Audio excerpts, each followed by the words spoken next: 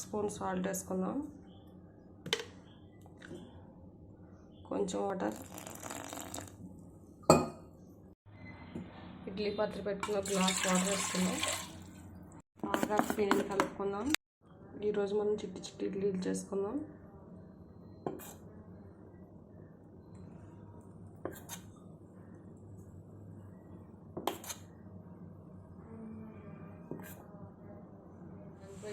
ఇప్పుడు మనం చిట్టి చిట్టి ఇడ్లీ వేసుకున్నాం కదండి.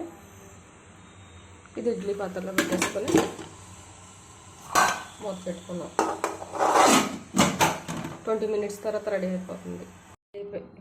ఇప్పుడు ఇడ్లీ రెడీ అయిపోయినాము. మనం మూత తీసి చూసుకున్నాం.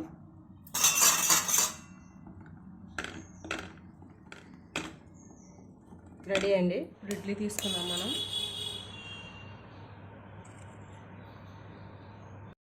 కొత్తిమీర పచ్చడి, ఇడ్లీ విత్ నెయ్యి.